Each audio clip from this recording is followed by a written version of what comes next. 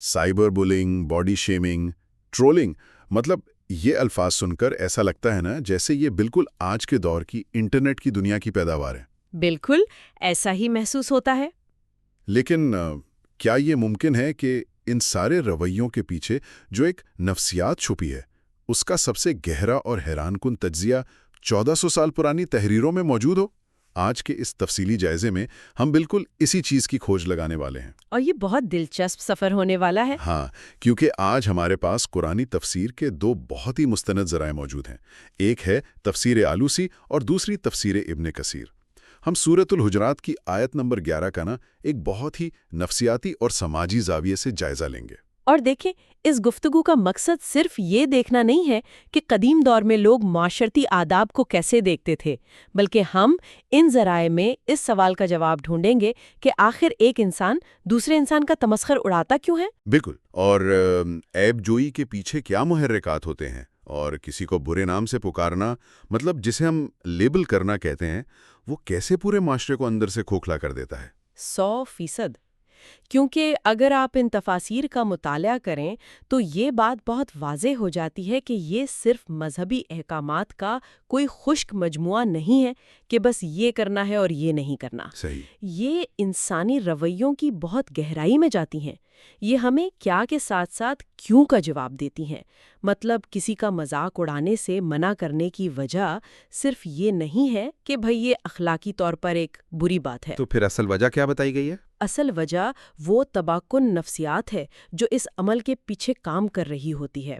وہ نفسیات جو نہ صرف اس بندے کی عزت نفس کو کچل دیتی ہے جس کا مذاق اڑایا جا رہا ہے، بلکہ یہ پورے کے پورے سماجی ڈھانچے کو ہی کمزور کر دیتی ہے۔ انسانی وقار کو بچانا ہی ان ممانعتوں کی اصل بنیاد ہے۔ واہ! اچھا، تو اس نفسیاتی تجزیے کا آغاز ہم سخریہ سے کرتے ہیں، یعنی تمسخر اڑانے سے۔ آج کے دور میں ہم مذاق اڑانے کو بہت ہی معمولی سی بات سمجھتے ہیں۔ ہاں بالکل، ہم اسے جسٹ فار فن کہہ دیتے ہیں۔ ایگزیکٹلی۔ دفتر میں بیٹھے ہیں، دوستوں کے ساتھ محفل جمی ہے، یا پھر سوشل میڈیا پر کسی کی تصویر دیکھ لی اور اس پر ایک طنزیہ تبصرہ کر دیا۔ یہ سب تو روزمرہ کا معمول بن چکا ہے۔ ہم اسے تفریح کا نام دے کر نظر انداز کر دیتے ہیں۔ ایسا ہی ہے۔ لیکن جب میں ابن کثیر کی تفسیر پڑھ رہا تھا تو مجھے بڑی حیرت ہوئی کہ وہاں تمسخر کو صرف ہنسانے کا کوئی معصوم سا عمل نہیں کہا گیا۔ اسے ایک بہت گہری اور تاریک بیماری سے جوڑا گیا ہے۔ اور وہ تاریک بیماری دراصل تکبر ہے۔ تکبر؟ مطلب غرور؟ ہاں، لیکن ابن کثیر نے سخریہ کی جو تشریح کی ہے، اس کے مطابق تمسخر کی اصل بنیاد الاحتقار ہے، یعنی سامنے والے کو خود سے حقیر اور کمتر سمجھنا۔ اچھا، انہوں نے اس تصور کو مزید واضح کرنے کے لیے ایک مشہور حدیث کا حوالہ دیا ہے جس میں تکبر کی تعریف محض غرور کے طور پر نہیں کی گئی، بلکہ اس کے دو بہت واضح حصے بتائے گئے ہیں۔ ایک تو حق کو جھٹلانا اور دوسرا لوگوں کو حقیر سمجھنا، جسے عربی میں غمت الناس کہتے ہیں۔ بالکل، غمت الناس۔ تو اس کا سیدھا سا مطلب یہ ہے کہ جب ایک انسان کسی دوسرے پر طنزیہ ہنستا ہے تو وہ صرف تفریح نہیں کر رہا ہوتا، وہ لاشعوری طور پر ایک برتری کا احساس دکھا رہا ہوتا ہے۔ بالکل، وہ ایک طرح کے سپیریورٹی کمپلیکس کا اظہار کر رہا ہوتا ہے، جہاں وہ یہ ثابت کرنا چاہتا ہے کہ دوسرے شخص کی ہستی بے وقت ہے۔ یہ زاویہ تو اس پورے عمل کی نوعیت ہی بدل دیتا ہے۔ مطلب ہنسی تو بس ایک ظاہری ہتھیار ہے نا، اصل وار تو وہ تکبر کر رہا ہے جو ہنسی کے پیچھے چھپا ہوا ہے۔ بالکل درست۔ اور تفاسیر میں ان آیات کے نزول کے جو اسباب یعنی جو تاریخی واقعات درج ہیں وہ اسی نظریے کو مزید پکا کرتے ہیں۔ جیسے وہ آلوسی کی تفسیر میں کچھ صحابہ کا ذکر ملتا ہے۔ ہاں، حضرت بلال، حضرت عمار، خباب اور صہیب جیسے صحابہ کا ذکر ہے۔ ان کا مذاق اس لیے اڑایا گیا کیونکہ وہ غلیب تھے، ان کا لباس اکثر خستہ حال ہوتا تھا۔ اور وہ جو اکرمہ بن ابو جہل کا واقعہ ہے وہ تو میرے لیے سب سے زیادہ قابل غور تھا۔ مطلب وہ اپنا راستہ بدل چکے تھے، اسلام لا چکے تھے، لیکن مدینہ کے کچھ لوگ انہیں دیکھتے ہی طعنہ دیتے کہ یہ اس امت کے فرعون کا بیٹا ہے۔ دیکھیں، اکرمہ کے واقعے پر اگر ہم تھوڑا غور کریں تو یہ بالکل آج کے اس رویے کی عکاسی کرتا ہے جسے ہم گلٹ بائی ایسوسی ایشن کہتے ہیں۔ بالکل، مطلب کسی اور کے جرم کی سزا کسی اور کو دینا۔ ہاں، اکرما کا اپنا کردار چاہے کتنا ہی بدل چکا ہو، معاشرے کا ایک طبقہ بضد تھا کہ انہیں ان کے باپ کے جرائم اور ان کے ماضی کی اینک سے ہی دیکھا جائے۔ تفسیر ہمیں یہ بتاتی ہے کہ معاشرے کی یہ جو عادت ہے نا کہ وہ انسان کی موجودہ اچھائی کو نظر انداز کر دے اور اسے اس کے خاندان یا ماضی کے کسی داغ کی وجہ سے حقیر سمجھے، یہ بھی دراصل اسی تکبر اور غمت الناس کی ہی ایک شکل ہے۔ یعنی مذاق اڑانے والے خود تو اخلاقی طور پر بہتر محسوس کروانے کے لیے کسی دوسرے کی کمزوری کا سہارا لیتے ہیں۔ ایسا ہی ہے، اور اس میں خواتین کے حوالے سے بھی جو واقعات ہیں وہ ایک خاص معاشرتی رویے کی طرف اشارہ کرتے ہیں۔ ہاں، وہ حضرت ام سلمہ کے لباس والا واقعہ؟ جی، حضرت ام سلمہ نے ایک سفید لباس پہنا ہوا تھا جس کا کچھ حصہ پیچھے کی طرف زمین پر لٹک رہا تھا، تو کچھ دوسری خواتین نے اس پر تبصرہ کیا کہ یہ کتے کی زبان جیسا لگ رہا ہے۔ کتنا سخت تبصرہ ہے۔ اور اسی طرح حضرت زینب بنت خزیمہ کے قد کے حوالے سے تبصرہ کیا گیا، کوئی کہتا کہ وہ بہت چھوٹی ہیں۔ یہ سب ظاہری شکل و صورت پر تنقید ہے جسے آج ہم باڈی شیمنگ کہتے ہیں۔ اچھا، یہاں نا میں اس آیت کی لسانی ساخت پر ایک سوال اٹھانا چاہوں گا۔ جی ضرور۔ متن میں واضح طور پر یہ کہا گیا ہے کہ نہ مردوں کی کوئی قوم دوسری قوم کا مذاق اڑائے اور نہ عورتیں دوسری عورتوں کا۔ اب اگر قوم کا لفظ استعمال ہوا ہے تو عربی کے حساب سے اس میں مرد اور عورتیں دونوں شامل ہو جاتے ہیں، پھر خواتین کی محفلوں کا الگ سے ذکر کرنے کی کیا منطق بنتی ہے؟ یہ ایک بہت ہی زبردست اور گہرا سوال ہے۔ علامہ آلوسی نے اس نقطے کا بہت گہرا سماجی اور لسانی تجزیہ پیش کیا ہے۔ اچھا، وہ کیا کہتے ہیں؟ وہ کہتے ہیں کہ اگرچہ عربی لغت کے اعتبار سے قوم میں مرد اور عورتیں دونوں آ سکتے ہیں، لیکن قرآنی متن میں عورتوں کا الگ سے ذکر کرنا ایک مخصوص معاشرتی حقیقت کو اجاگر کرتا ہے، اور وہ حقیقت یہ ہے کہ تمسخر اور عیب جوئی اکثر نجی اور الگ تھلگ محفلوں میں پروان چڑھتی ہے۔ ہاں، یعنی پرائیویٹ گیدرنگز میں۔ بالکل، مردوں کی محفلیں الگ ہوتی ہیں اور عورتوں کی۔ یہ تخصیص اس لیے کی گئی تاکہ کوئی یہ نہ سمجھے کہ یہ حکم صرف کھلے عام چوکوں یا بازاروں میں کیے جانے والے مذاق تک محدود ہے۔ واہ! یہ ان بند کمروں کی محفلوں تک بھی جاتا ہے جہاں انسان یہ سمجھ کر کسی کی شکل یا لباس پر تبصرہ کر رہا ہوتا ہے کہ یہاں تو سب اپنے ہیں، یہ بات یہیں دفن ہو جائے گی۔ گویا وہ نجی محفلیں جہاں ہم سب سے زیادہ بے تکلف ہوتے ہیں، وہیں ہم اس تکبر کا سب سے زیادہ شکار ہو سکتے ہیں۔ 100%۔ اور اس ممانعت کی جو دلیل تحریر میں دی گئی ہے وہ بھی کمال کی ہے۔ مطلب یہ نہیں کہا گیا کہ تمسخر اس لیے برا ہے کیونکہ اس سے معاشرے میں لڑائی ہوتی ہے یا فساد پھیلتا ہے، بلکہ ایک بہت ہی روحانی حقیقت کی طرف توجہ دلائی گئی ہے۔ ہاں، کہ ہو سکتا ہے جن کا مذاق اڑایا جا رہا ہے وہ مذاق اڑانے والوں سے اللہ کے نزدیک بہتر ہوں۔ یہ بظاہر ایک بہت سادہ سی بات لگتی ہے، لیکن اس کے مضمرات اتنے گہرے ہیں کہ انسان سوچتا ہی رہ جائے۔ بالکل، کیونکہ یہ دلیل انسان کے اس فریب کو توڑ دیتی ہے جو وہ ظاہری چیزوں سے بناتا ہے۔ آلوسی تشریح کرتے ہیں کہ ہو سکتا ہے ایک شخص جس کے بال بکھرے ہوئے ہیں، جس کے کپڑوں پر پیوند لگے ہیں اور جسے محفلوں میں دھتکار دیا جاتا ہے، جسے کوئی اہمیت نہیں دیتا، ہاں، وہ کائنات کے خالق کی نظر میں اتنا بلند مقام رکھتا ہو کہ اگر وہ کسی بات پر قسم کھا لے تو اللہ اسے پوری کر دے۔ اللہ اکبر! ہمارا مسئلہ یہی ہے نا کہ ہم انسانوں کی قدر و قیمت کا تعین ان کے ظاہری لباس، ان کے بینک بیلنس یا ان کے سوشل سٹیٹس سے کرتے ہیں۔ یہی تو تفسیر کا یہ حصہ ہمیں بتاتا ہے کہ انسان کی باطنی حقیقت اور اس کی ظاہری حالت میں زمین آسمان کا فرق ہو سکتا ہے۔ تمسخر اڑانے والا اصل میں اپنی کم علمی میں ایک ایسے شخص کی توہین کر رہا ہوتا ہے جو اخلاقی اور روحانی طور پر اس سے کہیں زیادہ مضبوط ہے۔ اور اس میں میرا خیال ہے ایک اور پہلو بھی ہے۔ دنیاوی آلات غیر مستقل ہوتے ہیں۔ آج جو کمزور اور حقیر ہے، کل وہی طاقتور ہو کر تحقیر آمیز رویے کا حساب بھی تو مانگ سکتا ہے۔ بالکل، حالات بدلتے دیر نہیں لگتی۔ اچھا، اگر اعلانیہ تمسخر تکبر کا وہ اظہار ہے جو سب کے سامنے آ جاتا ہے، تو پھر اس کے بعد وہ مرحلہ آتا ہے جب یہ تکبر چھپنے پر مجبور ہو جاتا ہے۔ آپ عیب جوئی کی طرف آ رہے ہیں؟ جی بالکل، میں اس نقطے کی طرف آنا چاہ رہا ہوں جہاں متن اعلانیہ مذاق سے آگے بڑھ کر تانا زنی اور پوشیدہ عیب جوئی کی طرف مڑتا ہے، اور یہاں ایک جملہ استعمال ہوا ہے جس کی ساخت مجھے بہت عجیب اور فکر انگیز لگی، وَلَا تَلْمِزُوا أَنفُسَكُمْ۔ ہاں، اور اپنے آپ پر تانا زنی نہ کرو۔ اب دیکھیں، ترجمہ تو اس کا یہی بنتا ہے نا کہ اپنے آپ میں عیب نہ نکالو، لیکن میری الجھن یہ ہے کہ اگر کوئی شخص محفل میں بیٹھا کسی دوسرے انسان کی خامیاں گنوا رہا ہے تو تحریر یہ دعویٰ کیوں کر رہی ہے کہ وہ خود اپنے آپ پر حملہ کر رہا ہے؟ یہ میرے لیے ایک بڑی پیچیدہ منطق ہے۔ مطلب اسے یوں سمجھیں جیسے جسم کا ایک ہاتھ کسی الجھن کا شکار ہو کر اسی جسم کے پیر کو کاٹنا یا نوچنا شروع کر دے۔ مجھے آپ کی یہ تشبیہ بہت پسند آئی۔ یہ اس تصور کے بالکل قریب ہے۔ الوسی نے اس آیت کی تفسیر میں معاشرے کو ایک وحدت یا ایک اکائی کے طور پر پیش کیا ہے۔ ایک اکائی؟ مطلب ایک باڈی کی طرح؟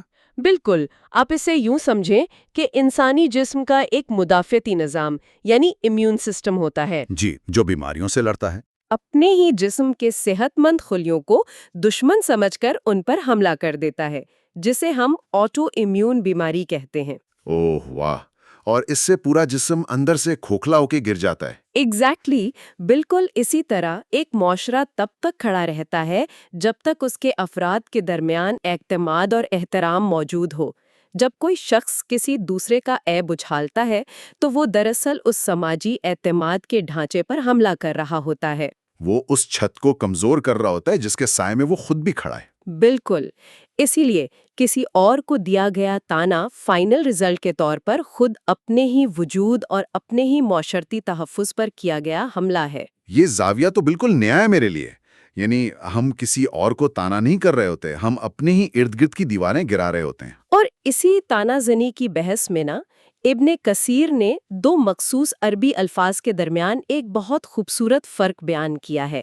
وہ الفاظ ہیں ہمز اور لمز۔ ہاں، یہ دونوں الفاظ بظاہر ایک جیسے ہی لگتے ہیں۔ لیکن ان کا اطلاق انسانی رویوں کی مختلف سطحوں پر ہوتا ہے۔ یہ انسانی نفسیات کے دو مختلف ہتھیاروں کو ظاہر کرتے ہیں۔ اچھا، وہ کیسے؟ دیکھیں، ابن کثیر کے مطابق ہمز کا تعلق جسمانی افعال اور اشاروں سے ہے۔ مطلب نان وربل؟ جی، فرض کریں کوئی محفل میں بیٹھا ہے، ایک شخص کمرے میں داخل ہوتا ہے اور پہلا شخص زبان سے کچھ نہیں کہتا، صرف اپنے پاس بیٹھے ساتھی کو آنکھ سے ایک اشارہ کرتا ہے یا ایک خاص انداز میں مسکرا دیتا ہے یا منہ بناتا ہے۔ یہ تو بہت ہی زہریلا عمل ہے۔ بالکل، یہ ایک خاموش تحقیر ہے۔ اس میں کوئی شور نہیں ہوتا، لیکن اس کا وار بہت گہرا ہوتا ہے۔ اور دوسری طرف لمز کا تعلق الفاظ سے ہے۔ یعنی جو زبان سے بولا جائے؟ ہاں، یہ وہ تانے ہیں جو زبان سے دیے جاتے ہیں، پیچھے پیچھے کی جانے والی چغلخوری یا کسی کی غیر موجودگی میں اس کی خامیوں کا ڈھنڈورا پیٹنا۔ لمز معاشرے میں اس دیمک کی طرح ہے جو رشتوں کو اندر سے کھاتی ہے، اور جب تک انسان کو اس کا احساس ہوتا ہے تب تک بہت نقصان ہو چکا ہوتا ہے۔ تو خاموش اشاروں کی تحقیر اور الفاظ کی زہر آلودگی کے بعد ہم اس رویے کی سب سے آخری اور خطرناک حد تک پہنچتے ہیں، اور وہ ہے کسی انسان کی ان خامیوں کو اس کی مستقل پہچان بنا دینا۔ التنابز بالالقاب۔ بالکل، تفسیر میں اسے التنابز بالالقاب کہا گیا ہے، یعنی ایک دوسرے کو برے ناموں یا القابات سے پکارنا۔ جب ہم نفسیاتی طور پر دیکھتے ہیں تو القابات ایک طرح کے پنجرے ہوتے ہیں۔ پنجرے؟ بہت خوبصورت بات کہی ہے آپ نے۔ ہاں، مطلب اگر کسی کو ایک بار کسی منفی لیبل کے ساتھ جوڑ دیا جائے تو معاشرہ اس کی 100 اچھائیوں کو بھول کر صرف اسی لیبل کے ذریعے سے دیکھنا شروع کر دیتا ہے۔ یہ لیبلنگ انسانی شناخت کو مسخ کرنے کا سب سے مؤثر طریقہ ہے، اور ہمارے تفسیری ذرائع میں اس حوالے سے نہایت سبق آموز تاریخی واقعات موجود ہیں۔ جیسے ثابت بن قیس کا واقعہ۔ جی بالکل، حضرت ثابت بن قیس کو تھوڑا اونچا سننے کی شکایت تھی۔ ایک روز وہ مجلس میں پہنچے تو انہیں بیٹھنے کی جگہ نہیں مل رہی تھی۔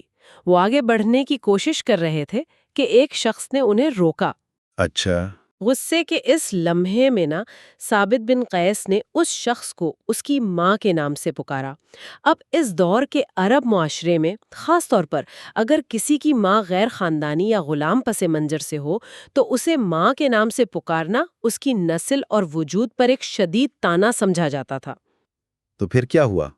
جب اس طرز عمل کی ممانعت کی یہ تحریر یعنی یہ آیت سامنے آئی تو ثابت بن قیس کا رد عمل انتہائی غیر معمولی تھا۔ انہوں نے نہ صرف شرمندگی محسوس کی بلکہ فیصلہ کیا کہ وہ زندگی بھر کبھی اپنے نسب پر فخر نہیں کریں گے۔ واہ، اس واقعے میں جو فوری احساس ندامت اور اپنی اصلاح کا پہلو ہے وہ واقعی بہت غیر معمولی ہے۔ عام طور پر تو ہم دیکھتے ہیں کہ لیبل کرنے کے بعد لوگ اس پہ ڈٹ جاتے ہیں کہ ہاں میں نے صحیح تو کہا ہے۔ بالکل ایسا ہی ہوتا ہے۔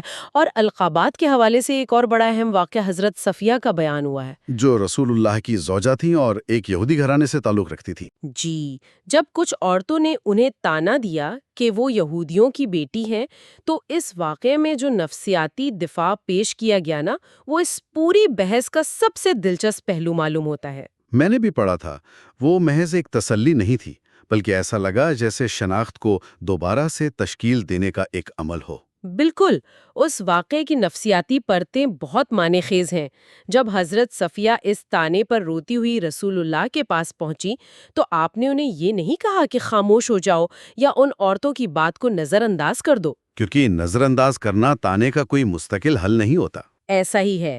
اس کے بجائے آپ نے حضرت صفیہ کی شناخت کے اس حصے کو، جسے کمزوری بنا کر پیش کیا جا رہا تھا، ایک فخر کی علامت میں تبدیل کر دیا۔ کیا بات ہے، کیسے؟ آپ نے فرمایا کہ جب وہ تانا دیں تو جواب میں کہا جائے، میرے والد حضرت ہارون ہیں، میرے چچا حضرت موسیٰ ہیں اور میرے شوہر حضرت محمد ہیں۔ سبحان اللہ، یہ کوئی عام جواب نہیں تھا۔ اس نے حضرت صفیہ کو ایک ایسی خاندانی اور روحانی وراثت سے جوڑ دیا جس کے سامنے تانا دینے والوں کا ہر غرور خاک میں مل گیا۔ اور یہ طریقہ بتاتا ہے کہ جب معاشرہ کسی نام یا پس منظر کی وجہ سے کمتر محسوس کروانے کی کوشش کرے تو دفاع احساس کمتری سے یا رو کر نہیں، بلکہ حقائق کو نئے زاویے سے دیکھ کر کرنا چاہیے۔ بالکل، اور اس سے یہ بات بھی ثابت ہوتی ہے کہ کسی کی تاریخ یا اس کے ماضی کو اس پر تنقید کا مستقل جواز نہیں بنایا جا سکتا۔ اس لیے آیت کا اگلا حصہ ایک نہایت سخت تنبیہ لے کر آتا ہے، بئس الاسم الفسوق بعد الایمان۔ جی، یعنی ایمان لانے کے بعد گناہ یا فسق کا نام لگنا بہت بری بات ہے۔ مجھے لگتا ہے اس جملے کا موجودہ دور کے تناظر میں اطلاق بہت زیادہ متعلقہ محسوس ہوتا ہے۔ ابن کثیر اور آلوسی نے اس مقام پر ایک تفصیلی بحث کی ہے۔ ان کے مطابق جب ایک انسان اپنی اصلاح کر چکا ہو، وہ برائی کا راستہ چھوڑ کر اچھائی کے دائرے میں آ چکا ہو، تو پھر اسے اس کے ماضی کے حوالوں سے پکارنا ایک سنگین اخلاقی جرم ہے۔ اسے اس کے پرانے گناہوں کی یاد دلا کر شرمندہ کرنا۔ بالکل، انسان کا بنیادی حق یہ ہے کہ اسے آگے بڑھنے اور بہتر ہونے کا موقع دیا جائے۔ جب معاشرہ اسے پرانے القابات سے پکارتا ہے تو دراصل وہ اسے دوبارہ اسی تاریکی میں دھکیلنے کی کوشش کر رہا ہوتا ہے۔ یہ عمل نہ صرف اس فرد کی دل شکنی کا باعث بنتا ہے، بلکہ یہ معاشرے کے اجتماعی انصاف پر بھی ایک بڑا سوالیہ نشان کھڑا کرتا ہے۔ جی ہاں، اور دیکھیں، یہ نقطہ دور حاضر کے کینسل کلچر کے تصور سے کتنا ملتا جلتا ہے۔ ارے ہاں، کینسل کلچر 100%۔ مطلب آج کل انٹرنیٹ پر کسی کی 10 برس پرانی کوئی غلطی ڈھونڈ نکالی جاتی ہے اور اس کی موجودہ تمام اچھائیوں اور اصلاح کو نظر انداز کر کے اس پر ایک مستقل مہر ثبت کر دی جاتی ہے۔ فیصلہ سنانے کی اس قدر جلدی ہوتی ہے کہ انسان کو بدلنے کا کوئی مارجن نہیں دیا جاتا۔ بالکل، لیکن اس ساری بحث میں ایک الجھن پیدا ہوتی ہے۔ کیا انسان کو دیا گیا ہر قسم کا نام یا لقب برا ہوتا ہے؟ نہیں، ایسا نہیں ہے۔ کیونکہ بعض اوقات القابات کسی خوبی کو بھی تو ظاہر کرتے ہیں نا۔ کیا ان قدیم ماخذ میں اس حوالے سے کوئی استثناء بھی بیان کی گئی ہے؟ مطلب کوئی ایکسیپشن؟ استثناء کا پہلو ان تفاسیر میں بہت واضح طور پر موجود ہے۔ آلوسی وضاحت کرتے ہیں کہ ممانعت ہر اس نام یا لقب کی ہے جس میں تحقیر، توہین یا دل آزاری کا ارادہ شامل ہو۔ اچھا، نیت کا عمل دخل ہے۔ جی، لیکن وہ القابات جو انسان کی خوبیوں کو اجاگر کریں یا جن میں عزت و احترام کا پہلو ہو، وہ نہ صرف جائز ہیں بلکہ مستحسن سمجھے گئے ہیں۔ جیسے تاریخ میں حضرت ابوبکر کو عتیق کہا گیا۔ بالکل، اور حضرت عمر کو فاروق کے لقب سے یاد کیا گیا، اور حضرت حمزہ کو اسد اللہ یعنی اللہ کا شیر کہا گیا۔ یہ نام ان کی پہچان اور ان کے عظیم کردار کی علامت بن گئے۔ اور میرا خیال ہے ایک اور قسم کا استثناء بھی ہے جس کا تعلق خالصتاً علمی اور عملی مجبوریوں سے ہے۔ ہاں، آپ غالباً علم حدیث میں راویوں کی پہچان کی طرف اشارہ کر رہے ہیں؟ جی بالکل، جہاں بعض اوقات راوی کی جسمانی خامی کو بھی نام کا حصہ بنا دیا گیا۔ ایسا ہی ہے نا؟ جی، یہ ایک بہت اہم علمی ضرورت تھی۔ علم حدیث کی تاریخ میں ہزاروں راوی ہیں اور کئی افراد کا ایک ہی نام ہوتا تھا۔ اب ان کے درمیان فرق کرنا اور کسی بھی غلطی کے امکان کو ختم کرنا انتہائی ضروری تھا۔ صحیح. اس لیے پہچان کی غرض سے بعض اوقات ان کی کسی ظاہری کیفیت کو نام کے ساتھ جوڑ دیا گیا، جیسے سلیمان العامش۔ عامش سے مراد جن کی بینائی کمزور ہو؟ جی، وہ شخص جس کی بینائی کمزور ہو۔ اب بظاہر یہ ایک خامی ہے، لیکن محدثین کے نزدیک اس کا مقصد ان کی توہین کرنا یا ان کا تمسخر اڑانا ہرگز نہیں تھا، بلکہ تاریخ کے صفحات میں ایک سلیمان کو دوسرے سلیمان سے ممتاز کرنا تھا۔ یعنی جب نیت میں کسی کو نیچا دکھانا شامل نہ ہو اور مقصد محض درست پہچان ہو تو اسے گناہ یا برا لقب شمار نہیں کیا گیا۔ بالکل، نیت اور سیاق و سباق سب سے اہم ہے۔ تو اس تمام تفصیلی بحث سے یہ بات بہت واضح ہو جاتی ہے کہ الفاظ محض ہونٹوں سے نکلنے والی ہوائیں نہیں ہیں، ان میں تعمیر کرنے اور تباہ کرنے کی مساوی طاقت موجود ہے۔ 100% ایسا ہی ہے۔ تمسخر، تانا زنی اور درے القابات کوئی وقتی یا ہلکے پھلکے مذاق نہیں ہوتے جنہیں کہوں میں اڑا دیا جائے۔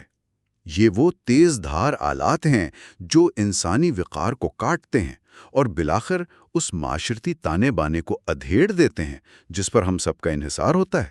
اور آج کا دور جہاں ہر چیز بہت تیز ہے اور بغیر سوچے سمجھے کسی کے حالات کو جانے بغیر لمحوں میں اس پر کوئی نہ کوئی لیبل لگا دیا جاتا ہے۔ ہاں، ہم سیکنڈز میں جج کر لیتے ہیں۔ بالکل، اس تیز رفتاری نے انسان کے اندر سے احساس اور ہمدردی کو کم کر دیا ہے۔ ایسی بس ان 1400 سال پرانی تحریروں کی سب سے بڑی طاقت ہی یہ ہے کہ یہ بتاتی ہیں کہ کسی انسان کی عزت پر کیا گیا حملہ محض اس کے دفاع کا مسئلہ نہیں ہے، بلکہ یہ اپنے اندر موجود اخلاقی بگاڑ کی علامت ہے۔ یعنی جب تک معاشرہ ان رویوں، اس تکبر اور اس چھپی ہوئی عیب جوئی کا ادراک نہیں کرے گا تب تک محض ٹیکنالوجی میں تو ہم ترقی کر سکتے ہیں لیکن سماجی طور پر انسان کھوکھلا ہی رہے گا۔ بہت خوبصورت بات کہی آپ نے۔ اور یہی وہ نقطہ ہے جہاں ہمارا آج کا یہ تفصیلی جائزہ اختتام کی طرف بڑھتا ہے۔ آج ہم نے جس آیت کے ایک چھوٹے سے حصے وَلَا تَلْمِزُوا أَنفُسَكُمْ پر بات کی، وہ بظاہر ایک سادہ سی ہدایت ہے کہ خود میں عیب نہ نکالو، لیکن اس کی گہرائی میں یہ نظریہ موجود ہے کہ معاشرے کا ہر فرد ایک ہی وجود کا حصہ ہے۔ کسی دوسرے پر کی گئی تنقید دراصل خود اپنے ہی وجود پر کیا گیا وار ہے۔ ایسا ہی ہے۔ اب سننے والوں کے لیے اگر اس ایک فلسفے کو ہم دل سے تسلیم کر لیں تو سوچنے کی بات یہ ہے کہ ہم معاشرے میں اپنے سخت ترین مخالفین یا ان لوگوں کی طرف کس نظر سے دیکھیں گے جن سے ہمارا شدید اختلاف ہوتا ہے۔ اگر یہ مان لیا جائے کہ کسی کو دیا گیا تانا ہم پر ہی پلٹ کر آئے گا تو کیا ہمارے رویے بدل نہیں جائیں گے؟ تصور کریں ایک ایسے معاشرے کا، ایک ایسی دنیا کا جہاں سخت ترین تنقید اور شدید ترین اختلاف بھی بالکل اسی احتیاط، اسی دردمندی اور اسی نرمی سے کیا جائے جس احتیاط کے ساتھ ہم اپنے ہی جسم کے کسی گہرے زخم پر مرہم رکھتے ہیں۔ کیا یہ ایک سوچ ہمارے تمام سماجی رویوں کی سمت تبدیل کرنے کے لیے کافی نہیں ہے؟ اس فکر انگیز سوال کے ساتھ ہی ہماری آج کی یہ گفتگو یہیں اپنے انجام کو پہنچتی ہے۔ جب انسان کے جسم میں کوئی خرابی یا بیماری پیدا ہوتی ہے نا، تو جدید طب کا سیدھا سا تقاضا ہوتا ہے کہ بھائی ایکس رے کروا لیں یا کوئی لیبارٹری ٹیسٹ کروا لیں تاکہ اس کی بالکل درست تشخیص ہو سکے۔ بالکل، مطلب ایک مشین کی طرح جہاں اندرونی مسئلہ فوراً اسکرین پر نظر آ جاتا ہے اور معالج بس اسی کی بنیاد پر اپنا علاج شروع کر دیتا ہے۔ جی ہاں، بالکل۔ لیکن جب معاملہ ہمارے انسانی معاشرے کا ہو، ہماری نفسیات یا آپس کے رشتوں کا آتا ہے تو کوئی مشین کام نہیں کرتی۔ جی، کیونکہ ہم انسانوں کو ہر چیز کی ایک ٹھوس نظر آنے والی تشریح پسند ہوتی ہے۔ دیکھیں، ہم چیزوں کو بہت واضح اور کالی اور سفید لکیروں کے درمیان دیکھنا چاہتے ہیں، لیکن انسانی رویے اتنے سیدھے نہیں ہوتے۔ صحیح کہا آپ نے۔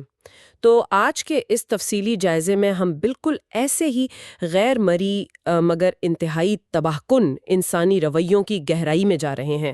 ہمارے سامنے آج رہنمائی کے لیے ایک نہایت قدیم مگر فکری لحاظ سے بہت گہری تحریر موجود ہے۔ الدر منصور؟ جی، الدار المنصور، جو بنیادی طور پر سورہ الحجرات کی آیت نمبر 12 کی تفسیر پر مشتمل ہے۔ اور ہمارا آج کی اس گہری گفتگو کا مشن یہی ہے کہ ان خاموش اور پوشیدہ خامیوں کو ہم بے نقاب کریں، جو بظاہر بڑی معمولی لگتی ہیں لیکن کسی بھی معاشرے کی بنیادوں کو دیمک کی طرح چاٹ جاتی ہیں۔ بالکل، اور اس پورے متن کا سب سے نمایاں پہلو ہی یہی ہے کہ اسے محض کیا کریں اور کیا نہ کریں کی کوئی خشک سی فہرست سمجھنا میرے خیال میں ایک بہت بڑی غلطی ہوگی۔ یعنی یہ صرف احکامات نہیں ہیں؟ جی نہیں، اگر ہم اس کا بغور مطالعہ کریں تو یہ انفرادی نفسیات اور معاشرتی تحفظ کا ایک حیرت انگیز حد تک جامع نظام ہے۔ ہم دیکھیں گے کہ کس طرح بدگمانی، تجسس اور غیبت جیسے سنگین رویے کوئی الگ الگ بیماریاں نہیں ہیں، بلکہ ایک ہی زنجیر کی کڑیاں ہیں۔ واہ، ایک برائی سے دوسری برائی جنم لیتی ہے۔ تو پھر شروعات وہیں سے کرتے ہیں جہاں سے اس پورے بگاڑ کا پہلا بیج بویا جاتا ہے، یعنی انسان کا اپنا ذہن۔ بالکل، سوچ کا مقام۔ جی، متن بتاتا ہے کہ کسی بھی سماجی برائی کا سب سے پہلا قدم دماغ میں اٹھتا ہے، جسے اس تفسیر میں ظن یا بدگمانی کہا گیا ہے۔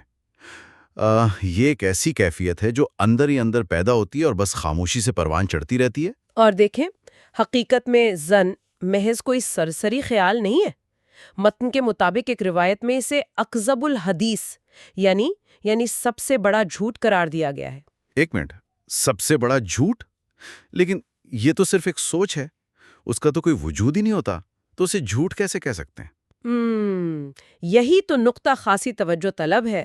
ایک ایسی چیز جس کا خارج میں کوئی وجود ہی نہیں، جو محض انسان کے اپنے دماغ کی پیدا کردہ کہانی ہے، اسے سب سے بڑا جھوٹ اس لیے کہا گیا ہے کیونکہ یہ خیال انسان کے آئندہ اعمال اور فیصلوں کی بنیاد بن جاتا ہے۔ اچھا، وہ اسی جھوٹ پر عمل کرنا شروع کر دیتا ہے۔ بالکل، اور اسی طرح حضرت عائشہ سے مروی ایک اور روایت بھی شامل ہے کہ جو شخص اپنے کسی مومن بھائی پر بلا وجہ برا گمان کرتا ہے، وہ دراصل اپنے رب پر برا گمان کر رہا ہوتا ہے، کیونکہ اللہ نے تو واضح طور پر بدگمانی سے بچنے کا حکم دیا ہے۔ یہ تو واقعی ایک لمحے کے لیے رک کر سوچنے والی بات ہے۔ یہ وہ کیفیت ہے جسے ہم آج کل شاید ذہن کی خود ساختہ کہانیاں کہہ لیں، یا یوں کہہ لیں کہ مینٹل جمناسٹکس۔ انسانی دماغ خود ہی ایک خیالی دشمن تراشتا ہے، اس کے ارد گرد ایک مکمل کہانی بنتا ہے اور پھر اس پر کامل یقین بھی کر لیتا ہے۔ جی، دماغ کی یہ کارستانیاں بہت خطرناک ہوتی ہیں۔ لیکن یہاں میرا ایک بہت بنیادی سوال ابھرتا ہے، کیا ہر طرح کا شک یا گمان برا ہے؟ آج کے دور میں جہاں روزمرہ زندگی میں دھوکہ دہی اتنی عام ہے، مالی فراڈ ہوتے ہیں، تو کیا انسان کو تھوڑی بہت احتیاط نہیں کرنی چاہیے؟ ہاں، یہ ایک انتہائی جائز اور منطقی سوال ہے۔ جی، کیونکہ اگر کوئی شخص مکمل طور پر شک سے پاک ہو کر ہر ایک پر آنکھیں بند کر کے اعتماد کرنے لگے تو کیا وہ محض ایک بے وقوف اور آسان شکار نہیں بن جائے گا؟ دیکھیے، یہی وہ مقام ہے جہاں اس متن کی فکری گہرائی سامنے آتی ہے۔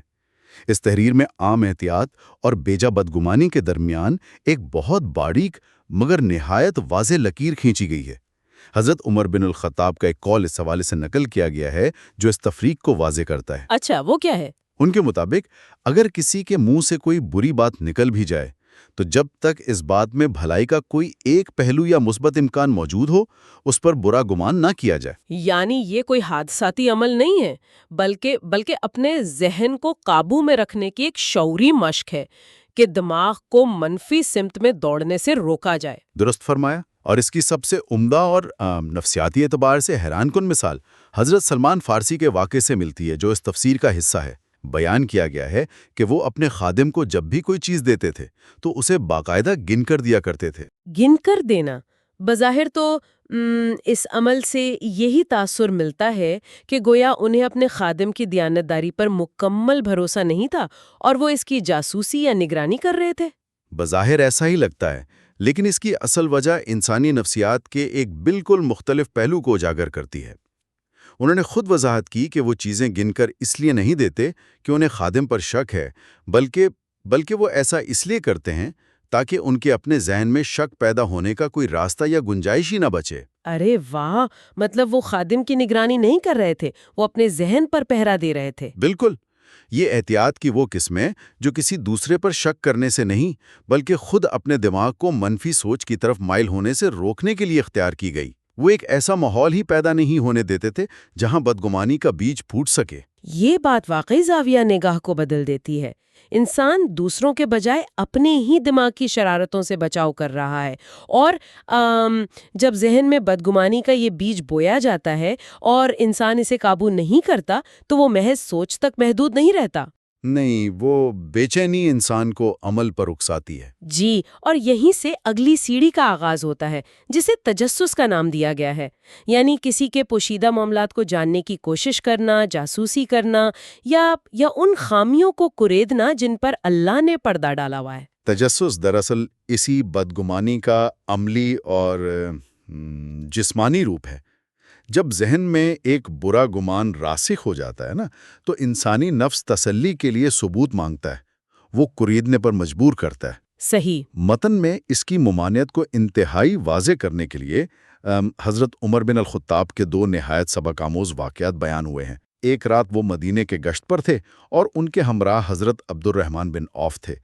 وہ ایک گھر کے قریب سے گزرے جہاں سے کچھ غیر معمولی شور اور آوازیں آ رہی تھیں۔ اچھا، تو پھر انہوں نے کیا کیا؟ انہوں نے قدم آگے بڑھائے، لیکن اچانک حضرت عمر ٹھٹک کر رک گئے۔ انہوں نے اپنے ساتھی سے کہا کہ ہم وہ کر رہے ہیں جس سے ہمیں سختی سے منع کیا گیا ہے۔ اللہ نے تجسس سے روکا ہے اور ہم اس گھر کے اندرونی معاملات جاننے کی کوشش کر رہے ہیں۔ یہ کہہ کر وہ وہاں سے واپس چلے گئے۔ یہ مقام واقعی حیرت انگیز ہے۔ ایک ایسا حکمران جس کے پاس لامحدود ریاستی طاقت ہو، وہ ایک عام شہری کے بند دروازے کے سامنے اپنی حد تسلیم کر رہا ہے۔ آج کے دور کا موازنہ کریں تو لوگ دوسروں کی نجی زندگی کھنگالنے کو اپنا پیدائشی حق سمجھتے ہیں۔ جی، سوشل میڈیا پر خاص طور پر۔ بالکل، ان کے فون چیک کرنا، پیغامات پڑھنا، یہ رویہ ظاہر کرتا ہے کہ ہم سب خود ساختہ پولیس انسپکٹر بن کر دوسروں کے عیب ڈھونڈنے نکلے ہوئے ہیں۔ اور اس سے اگلا واقعہ تو ریاستی اور اخلاقی حدود کی مزید گہری تشریح کرتا ہے۔ ایک بار حضرت عمر کو اطلاع ملی کہ ایک شخص اپنے گھر کے اندر گناہ کا مرتکب ہو رہا ہے اور وہ شراب پی رہا ہے۔ اس پر انہوں نے رات کے وقت دیوار پھاند کر اس شخص کے گھر میں چھاپا مارا۔ دیوار پھاند کر؟ جی، دیوار پھاند کر۔ جب اسے پکڑا گیا تو اس شخص نے مروب ہونے کے بجائے انتہائی جرأت کے ساتھ پلٹ کر جواب دیا کہ اے امیر المومنین، میں نے تو محض ایک گناہ کیا ہے، لیکن آپ نے 3 گناہ کیے ہیں۔ 3 گناہ؟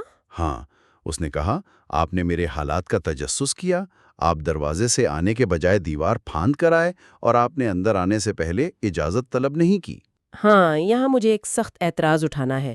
مطلب اگر ہم اس واقعے کا قانونی سطح پر تجزیہ کریں تو کیا یہ ایک انتہائی خطرناک مثال نہیں بنتی؟ ایک شخص گناہ کر رہا تھا، وہ رنگے ہاتھوں پکڑا گیا، جی، تو کیا محض اس لیے اسے چھوڑ دینا چاہیے کہ اسے پکڑنے کے طریقہ کار میں کچھ خامی رہ گئی؟ آج کے دور میں تو اسے ضابطے کی خامی کا فائدہ اٹھا کر مجرم کو رہا کرنا کہا جائے گا۔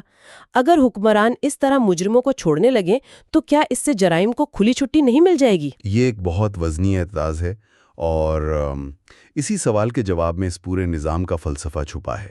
اس واقعے میں حضرت عمر نے واقعی اس شخص کو معاف کر دیا اور واپس چلے گئے۔ حیرت ہے۔ اس کی بنیادی وجہ یہ ہے کہ اس اخلاقی ڈھانچے میں بندے کے انفرادی گناہ اور معاشرتی بگاڑ میں ایک بہت واضح فرق رکھا گیا ہے۔ دیکھیں، جب تک کوئی گناہ کسی کے گھر کی چاردیواری کے اندر ہے، وہ انسان اور خالق کے درمیان کا معاملہ ہے۔ حکومت یا ریاست کا کام لوگوں کے گھروں میں جھانکنا نہیں ہے۔ یعنی پرائیویسی کی اہمیت۔ بالکل، پرائیویسی یا چاردیواری کا تقدس حکومت کے اختیار سے بلندتر حیثیت رکھتا ہے۔ اگر ریاست تجسس کر کے پردے چاک کرنا شروع کر دے تو اس سے معاشرے میں جو خوف اور منافقت پھیلے گی وہ اس انفرادی گناہ سے کہیں زیادہ تباہ کن ہے۔ اسی لیے حضرت سلمان فارسی کی بیان کردہ ایک روایت اس متن میں موجود ہے کہ ایک مومن پر نور کے 70 پردے ہوتے ہیں۔ نور کے 70 پردوں والی بات کا عملی مفہوم کیا ہے؟ اس کا مفہوم یہ ہے کہ جب کوئی انسان غلطی کرتا ہے نا، تو اللہ اپنے فرشتوں کے ذریعے اس کی خامیوں پر پردہ ڈالتا ہے، اس کی عزت بچاتا ہے۔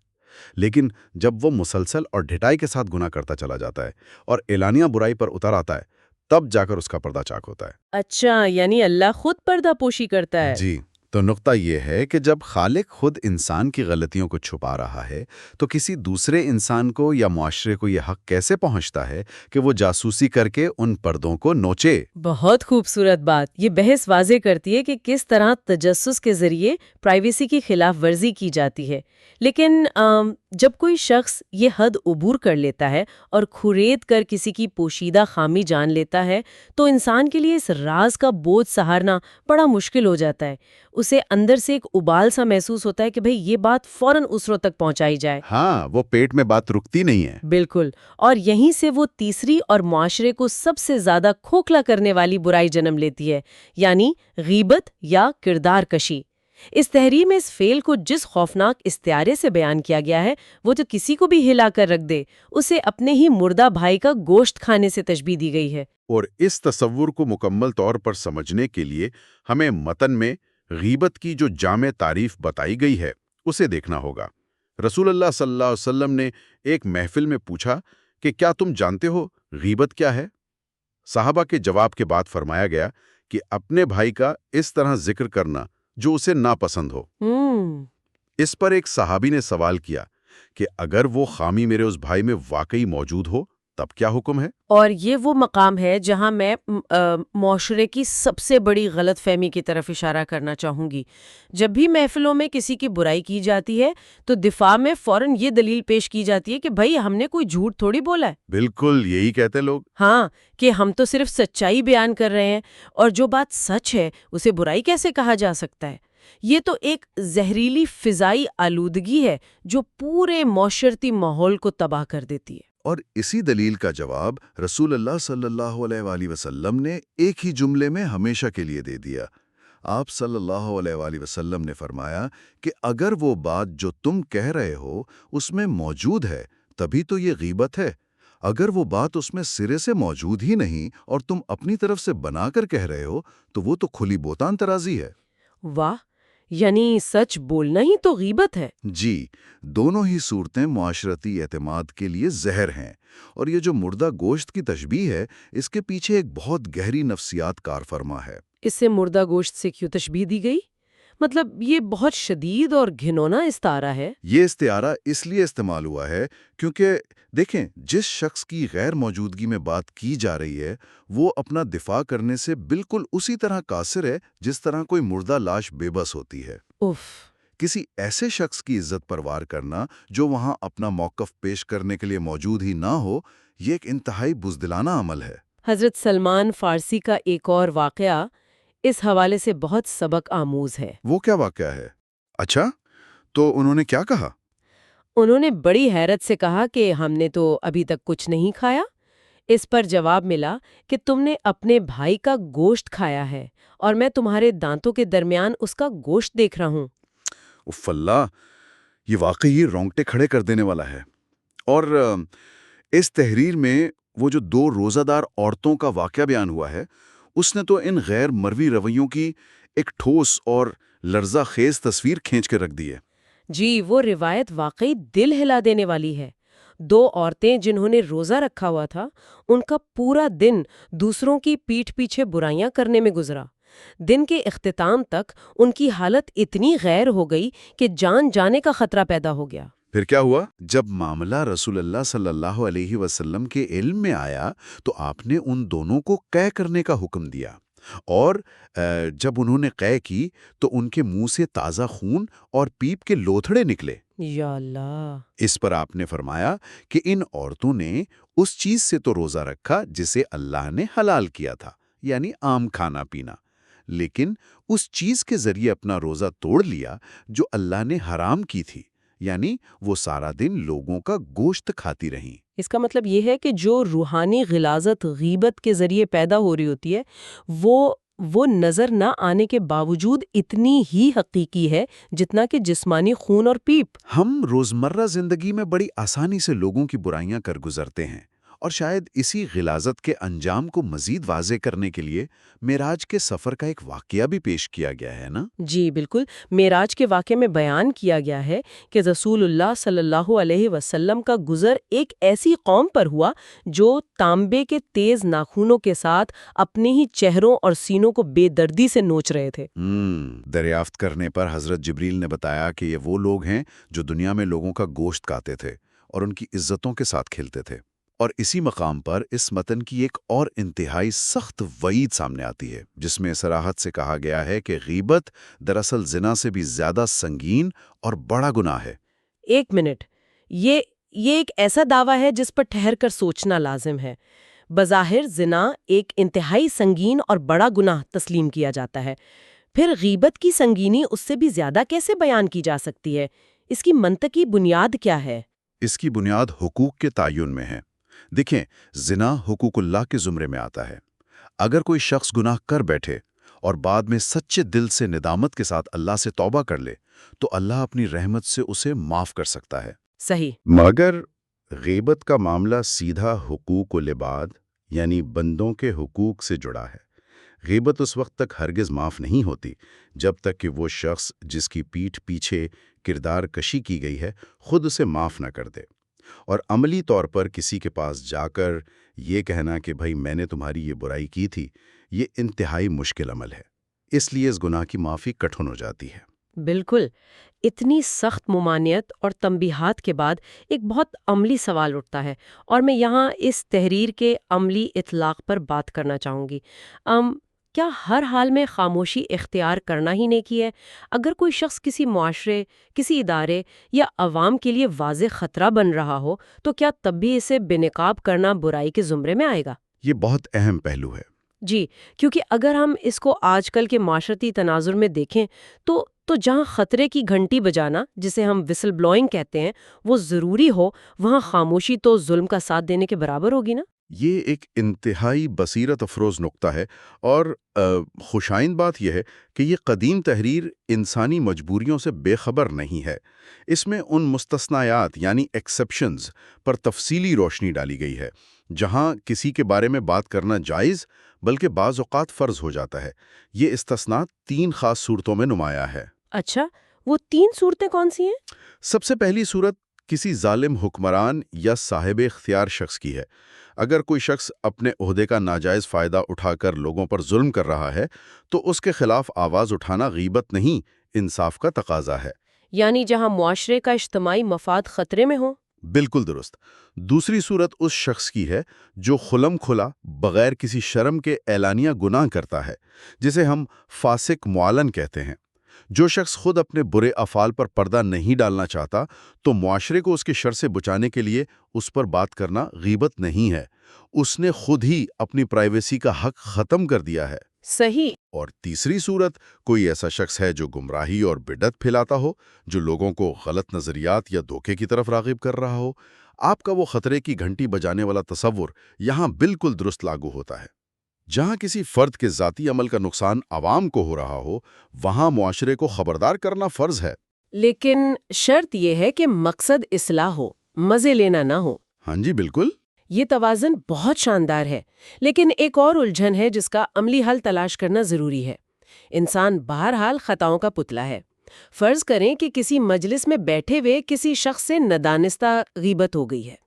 اب اگر وہ شخص اس غلطی کی تلافی کرنا چاہے تو کیا وہ سیدھا جا کر اس شخص کو بتا دے کہ فلاں محفل میں نے تمہارے بارے میں یہ باتیں کہی تھیں، لہٰذا مجھے معاف کر دو؟